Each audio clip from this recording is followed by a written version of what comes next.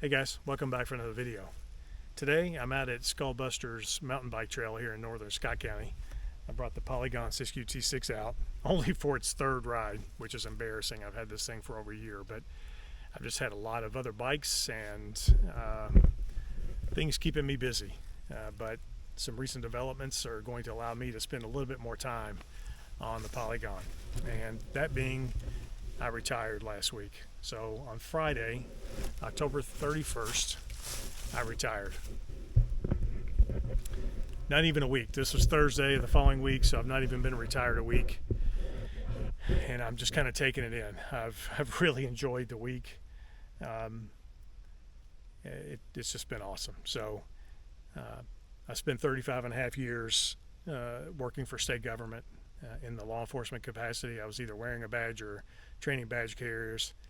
And I joined the National Guard here in Kentucky 40 years ago this month. So halfway through my senior year, I joined the National Guard so I could pursue my dream of working on helicopters and being around helicopters. So that was my first love, law enforcement being my second, and I caught that bug pretty bad. So 35 and a half years later, I decided it was time. And 5 reasons. I want to try to give you 5 reasons why I retired.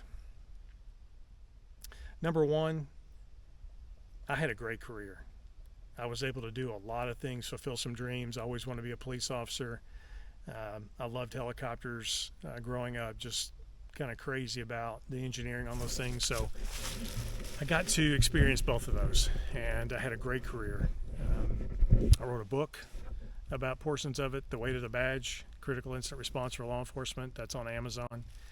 Self-published that. I'm just started writing another book this week, so I'm going to take the time for retirement to do that, but it's another topic. It's just the number 1 reason why is I had a great career. I left it all on the field. I did some really cool stuff, and I think I helped a lot of people along the way. Number 2 is because I was starting to see the end coming. You always question at that point, you've been around for so long, are you still relevant? Are your ways of doing things still relevant in today's age? So there's like a little bit of self-doubt started creeping in, and I knew when that happened, when that started to happen, I knew the end was coming. So, and I think that happens to a lot of people. I've been a hard charger my whole life. I've been the tip of the spear, the type A, sometimes type H hostile personality. I'm very task oriented. I want to get out there and get stuff done, and always pushing the envelope, trying to be better and trying to push those around me to be better. So yeah, I was the number 2 in my agency. We had over 40 people in my agency. We were a statewide law enforcement entity. Not the state police that I retired from in my first career, but a state agency nonetheless. And I could tell that there were some people in the agency that just, they weren't picking up what I was putting down anymore. So there was that. So, accomplished a lot, started questioning my relevancy. Number 3, there was constant change at the last place I worked. In 7.5 years that I served there as the assistant director, I had 3 commissioners and 5 directors, and some really, really good, some really, really, really bad. And this latest change, I just didn't have it in me to carry out their mission for them. I don't want to get into the politics of it, but yeah, I wish them the best. I wish them success, but and everybody in the agency, there's some great people that are still there, but I just got tired of having to change and acquiesce to somebody else's needs and wants and their aspirations for their careers. So they were doing things that were going to make it difficult for me to take care of my direct reports, which I pride myself in. So I knew it was time to go. 4th thing. I know what the 5th thing is. I'm trying to think of the 4th thing. I guess the fourth thing is I'm in good health.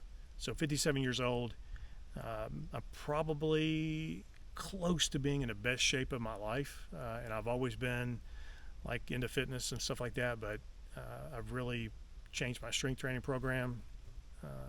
If you've seen any of my videos or just shorts, you've probably seen some of my workout stuff. Like, I love working out. I love being able to change my body. It's not really vanity per se, but it's just like at 57, I'm training for 87. Like, I want to have a long, healthy, active retirement. So I'm still healthy. The average age of the average lifespan of a police officer is 57 years old, and I've had some of my friends die before they even hit 50. So I didn't want to wait around. I could tell the job was impacting me physically and mentally, just with the stress and the BS that goes on with work, and everybody deals with that. I don't care where you are. There's always, probably the most stress people feel, especially in policing. It's not like doing a job and walking up on traffic stops and going to domestics. Those things aren't stressful. It's dealing with the administration that's stressful. And so, but everybody deals with that. So I'm healthy. I want to enjoy my life while I can. And I've seen a lot of videos on YouTube about retirement and just those, they call the 60s the go-go years, the 70s the slow-go years, and the 80s the no-go years. And I want to enjoy as many go-go years as I possibly can.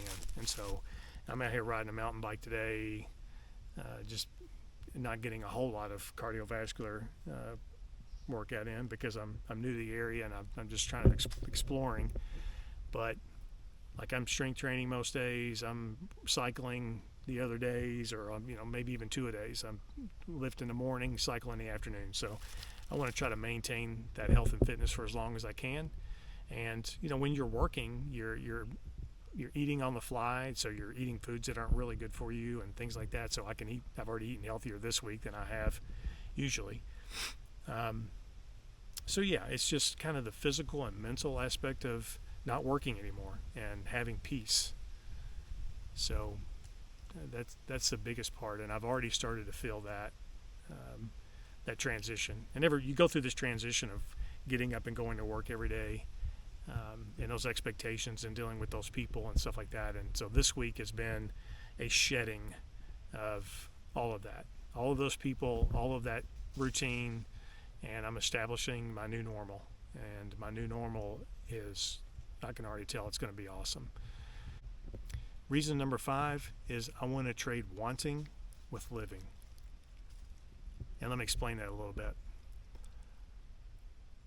When I was working, I was making really good money, like more money I thought I'd ever have, because I've got a pension that pays my living expenses. I can live on my pension, and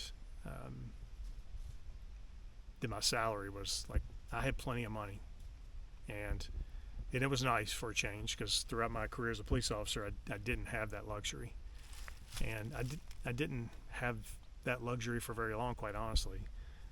Over the last few years, I was making good money, and what I found was I was constantly looking for stuff to buy. Like, I'd never had disposable income before, and I was disposing of it. And my wife was too. And it wasn't just me, it wasn't just her, it was both of us.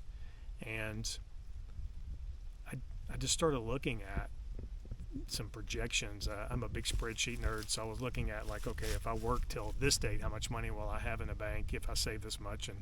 And we were saving a lot, but we were spending more than we usually do.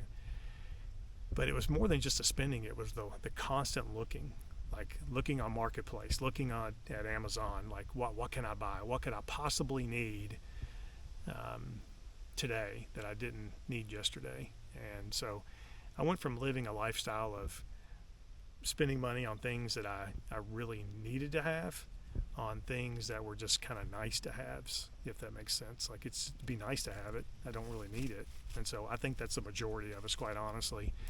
If you took a really really good look at the money that you spend, and I'll talk about that in the next video. I think you'll see what I'm talking about when I say need to have versus nice to have. And those nice to haves, man, the diminishing returns on that is pretty amazing when you stop and think about it. So those are the 5 reasons why I retired. Everybody has their reasons for leaving, and I'd say mine are probably very similar to a lot of other people's, but that's it for me. So the next video, I want to talk about how I retired. I'm going to get into the nuts and bolts of the financials, what I think. I didn't, this is all on me. I didn't consult with a financial planner or anything like that. I'm a big planner, so I've been thinking about this for a while.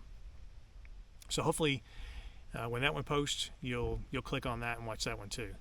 If something in this video connected to you, if it helped you in your journey to decide whether you want to retire early or not, then please click that like button. Think about subscribing to the channel, because I truly believe if you live an active life, you live a happy life.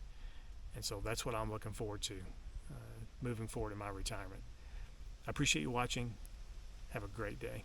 Until next time.